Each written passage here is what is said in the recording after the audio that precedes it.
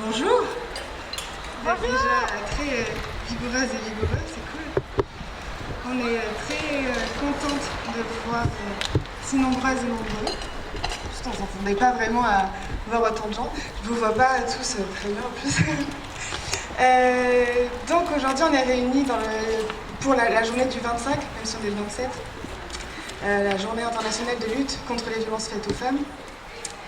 Et donc nous sommes le 27 novembre, le lendemain du 104e féminicide recensé en France par le collectif Féminicide par compagnon OEX. 104, soit déjà 2 de plus qu'en 2020. Boudra Bouali disposait pourtant d'un téléphone grave danger, son bourreau avait été pourtant incarcéré. Alors nous ne nous étendrons pas aujourd'hui sur les dysfonctionnements de la justice, de la police, du système carcéral qu'il faudrait entièrement repenser, parce que nous ne sommes pas là pour parler pendant des heures. Nous pouvons en revanche très rapidement constater que la grande cause du quinquennat aura été un véritable fiasco.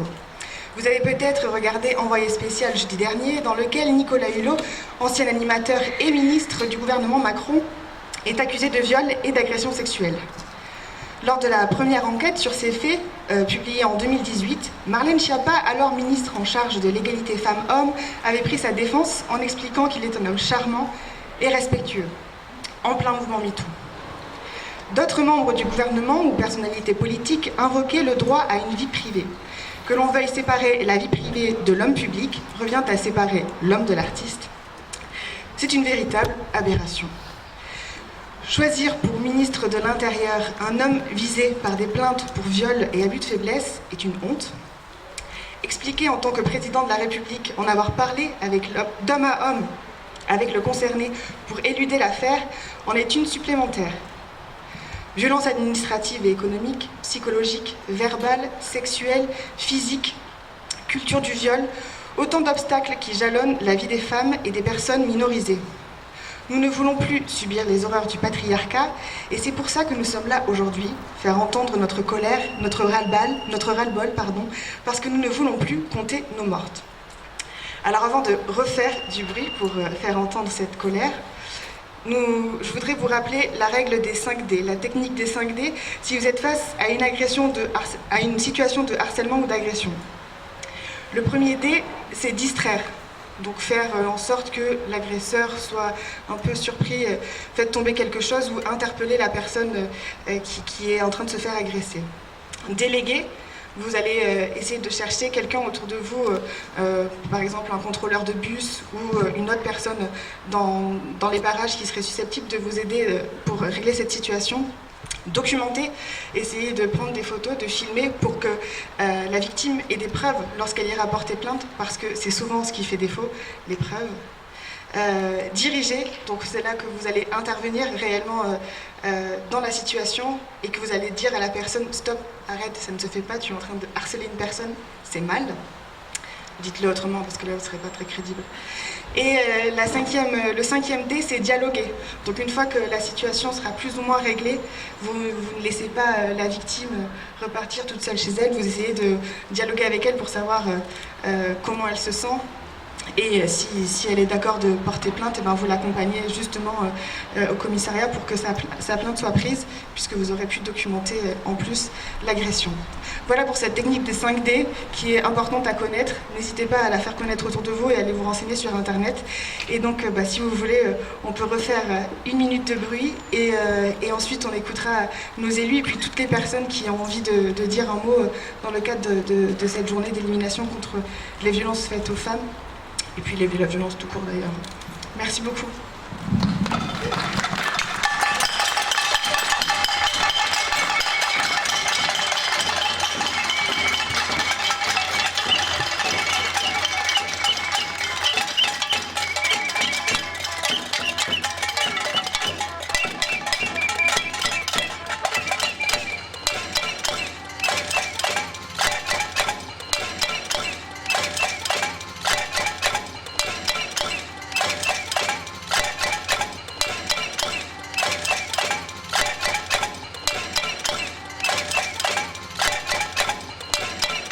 Alors, pour commencer déjà, merci à tous et à toutes d'être là. on se rend compte encore une fois que c'est quand même le peuple, c'est les gens qui viennent d'en bas, c'est les gens de terrain, c'est vous, nous toutes qui sommes en capacité de sortir dans la rue et de pouvoir porter certaines paroles. Donc encore une fois, et je dis ça en regardant les plus jeunes, je sais pas, c'est comme moi et je pense que Margot et plein d'autres ont regardé le reportage de cette semaine, on est écœurés, on est vraiment écœurés parce que quelquefois il y a des gens qu'on admire, qu'on ne penserait jamais à des gens comme ça qui... Enfin bref, je suis très émue par rapport à Nicolas Hulot et ça m'a perturbée. Alors, je pense aux enfants, les petites qui sont là, qui admiraient... Voilà, alors... C'était à nous qui a parlé. Alors déjà, merci à tous et à toutes d'être là. Alors, chères toutes et chers tous, mesdames et messieurs, je vous remercie infiniment pour votre présence aujourd'hui. Le week-end qui suit la Journée internationale pour l'élimination des violences faites aux femmes, la manifestation d'aujourd'hui est très importante pour les femmes landaises. Importante car pour une fois, celles et ceux qui veulent exprimer leur opposition sans concession aux violences sexuelles, sexistes et domestiques n'auront pas à se rendre à Pau ou à Bordeaux ou à Paris. Ici, chez nous, les femmes veulent aussi reprendre le contrôle et être entendues. Et pour ça, je rends hommage à Margot, à l'équipe de la Team Sama, à Marie et à toutes les filles qui œuvrent tous les jours pour ça. Elles sont toujours à l'affût, elles sont toujours aux aguets, malgré avoir une vie professionnelle très riche et très occupante, elles prennent quand même le temps de pouvoir réagir à l'actualité et puis travailler au long cours. Voilà. J'ai déjà pu prendre la parole cette semaine au titre de mon mandat de conseillère départementale pour saluer le courage des professionnels quand même qui sont engagés dans la lutte contre les violences faites aux femmes. Les personnels associatifs, surtout là on voit il y a le CIDFF, il y a la DAVEM et d'autres associations, la Team Sama on peut la mettre aussi avec ces filles-là, les magistrats et les professionnels de santé et bien d'autres encore.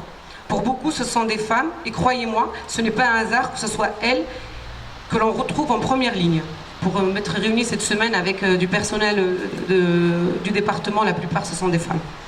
Nous devons combattre de toutes nos forces les violences faites aux femmes car elles abîment notre société. Elles abîment d'abord et bien sûr le corps et l'esprit des femmes qui la subissent. Cette journée est celle de lutte contre les violences. Il nous manque également une journée pour célébrer la reconstruction. J'aimerais que mes mots y servent un peu. Elles abîment ensuite la vie entière des enfants qui en sont témoins aux victimes indirectes. Combien ne comprendront jamais ce qui s'est passé? Combien se retrouveront piégés dans un schéma de violence qui les poursuivra toute leur vie et qu'ils reproduiront malgré eux adultes? Il n'y a pas de pudeur à avoir. Un homme qui violente sa conjointe ne sera jamais un bon père. Elles abîment enfin le contrat social de la République. Les hommes violents se servent sur le corps des femmes. Ils le font d'autant plus facilement qu'elles sont fragiles, jeunes, vulnérables, pauvres, immigrées, handicapées.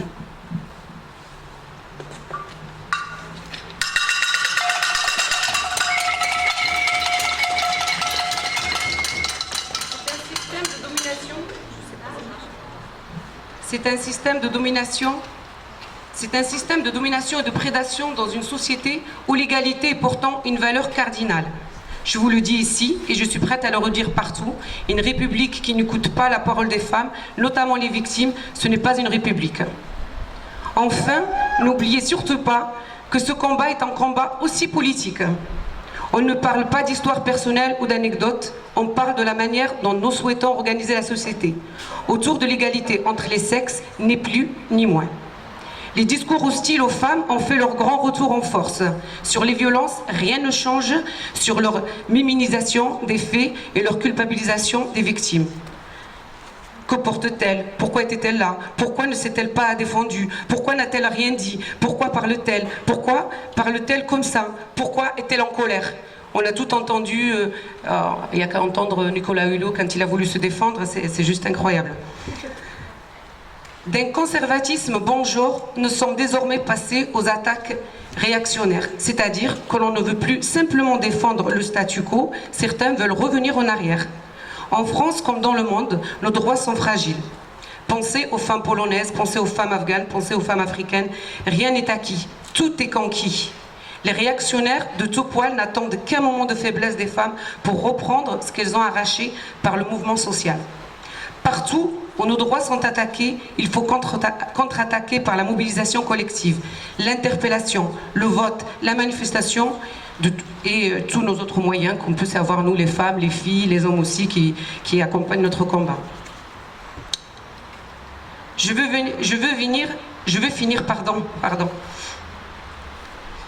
veux finir ma prise de parole pour encourager les jeunes à se battre. Leurs aînés ont été traités de sorcières, d'hystériques, de harpies, de salopes, de chiennes de garde, de toutes sortes de qualifications dégradantes. Et Dieu sait que je n'ai pas l'habitude d'utiliser ces mots. Mais je pense qu'en 2021, la colère est tellement forte qu'on est obligé de réutiliser les mots qui sont utilisés depuis des décennies. Les réactionnaires et les conservateurs ne sont pas prêts pour la génération qui vient. Elle a très bien compris les enjeux des combats féministes et elle ne lâchera rien. Pour celles qui ont plus d'expérience, aidons-les du mieux que nous pouvons à poursuivre le combat. Pour les jeunes, ou puis pour les jeunes. Moi, j'encourage surtout toutes ces jeunes femmes à poursuivre leur combat, qu'on leur prête la voix, qu'on leur prête l'oreille. Merci beaucoup.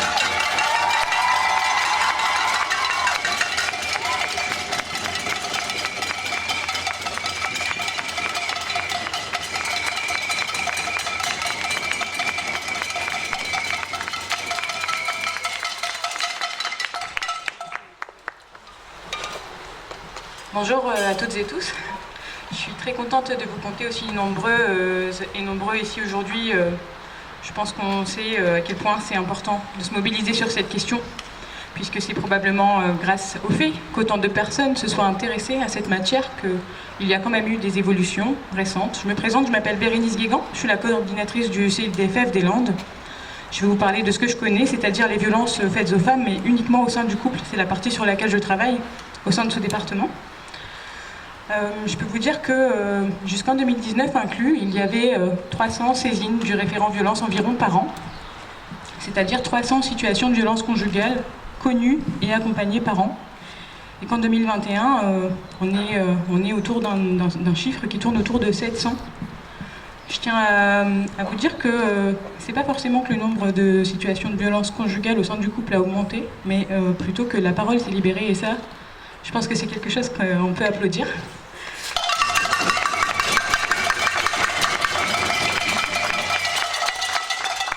Merci. On est 10 salariés et une vingtaine de bénévoles à travailler sur la coordination du travail des acteurs de terrain dans les Landes autour des victimes pour qu'elles aient le courage et la force et l'accompagnement nécessaire pour sortir des situations de violence au sein du couple avec leurs enfants. Et je peux vraiment vous dire sur une note un peu plus positive qu'il y a énormément de progrès qui ont été faits, en tout cas au sein des Landes, au sein des institutions qui sont responsables de ces victimes. Moi, je travaille au quotidien avec les parquets qui ont vraiment adopté une politique de protection des victimes très efficace. On est passé de 2 téléphones graves danger attribués à plus de 35 aujourd'hui en moins de 2 ans. On est très soutenu par les forces de l'ordre qui tous les jours nous téléphonent et nous demandent des conseils pour mieux accueillir les victimes.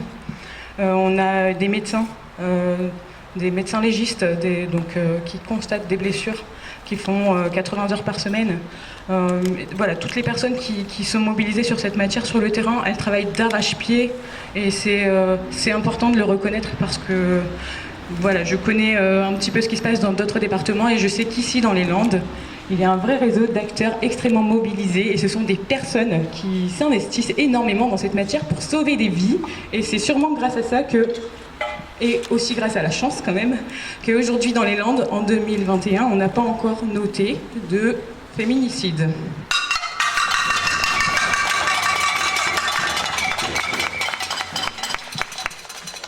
Voilà, merci de votre attention et bonne réunion et bonne célébration.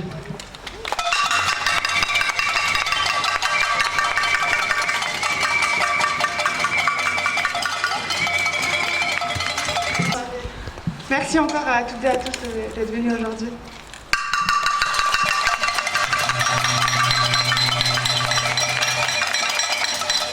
Et surtout prévenir les plus jeunes, le 3919. Le 3919, c'est le numéro qu'il faut mettre en favori sur vos numéros de portable, sur vos téléphones portables. Je dis ça aux plus jeunes parce que tout à l'heure j'ai fait une petite enquête, ils ne se rappelaient pas de ce numéro. Donc on le rappelle, le 3919 est le numéro le plus important à connaître actuellement. Merci. Bonjour, voilà, je vais juste prendre la parole 1 minute. Je me présenter, donc moi je suis Marina Platonov, je suis référente violence conjugale sur le département des Landes. Donc je suis en fait collègue avec Bérénice Guégan. Et ce que je voulais dire, pour que les gens se rendent compte de comment on vit et comment on vit sur le terrain, c'est-à-dire que nous on est au combat tous les jours, on essaye de prendre en charge des situations avec des femmes, des hommes aussi qui sont victimes, des enfants, des situations qui sont quand même très très très compliquées à gérer. Et ce que je voulais dire, c'est qu'on est tous les jours confrontés à un conflit éthique en fait, c'est-à-dire que tous les jours, moi j'arrive au boulot et je me dis qu'il va falloir que je fasse des choix entre quelle personne je vais devoir aider aujourd'hui et quelle personne je vais laisser de côté parce que j'ai pas le temps en fait. J'ai pas assez de temps, j'ai pas assez de moyens, voilà. Et donc tous les jours, je me dis ok, alors j'ai tout ça, qu'est-ce que je fais? Je vais prendre ça là, mais peut-être qu'un jour je vais me tromper. Et puis peut-être qu'un jour, malheureusement, où une de mes collègues va se tromper et qu'il aurait fallu aider une dame qu'on n'aidera pas et qui restera malheureusement, qui sera peut-être en danger, voire plus. Donc c'est vraiment très... ce que je veux dire, c'est qu'on est des vraies combattantes. J'ai vraiment l'impression qu'on est des guerrières même. Et qu'on n'a pas vraiment de moyens pour nous aider en fait, voilà. Et qu'on est sur le terrain tous les jours. Et qu'on est recruté à Bac+5, que moi je gagne 1 500 € par mois. Et je pense qu'il faut vraiment, vraiment aimer son boulot pour faire ça. Voilà. Merci Marina. Ok. Peut-être qu'en parlant de moyens... Ah, elle revient, elle aime trop le micro. Non, juste quand même pour essayer d'équilibrer un petit peu, en parlant de moyens, l'État et le département met de plus en plus, a mis depuis 2019, beaucoup de moyens sur cette question et on continue tous, les élus aussi, le service du département à travailler et les moyens, c'est vrai qu'on en met, on essaye, voilà. Donc juste pour pas que non, c'est très bien, c'est pour pas que le public pense qu'il n'y a pas de... On essaye. Alors, si je puis me permettre, j'ai pas du tout dit qu'il n'y avait pas de moyens. J'ai juste dit qu'on était dans l'urgence tout le temps. Et heureusement qu'on a ces moyens-là. Mais on n'a pas assez de moyens. Donc moi, loin de moi l'idée de dire qu'on n'a pas de moyens. Mais en tout cas, on reste quand même dans l'urgence. Et moi, tous les jours sur le terrain, je dois faire des choix. Voilà. Tout à fait, donc c'est juste pour préciser, pour pas que je me fasse attraper là en disant oui, vous donnez pas de moyens. Le département met les moyens et continuera à mettre des moyens et ça se fait depuis des années, donc voilà. Donc, et bravo à tous les gens de terrain et bravo à toutes les associations et au service du département aussi, les services sociaux du département. Voilà, merci beaucoup.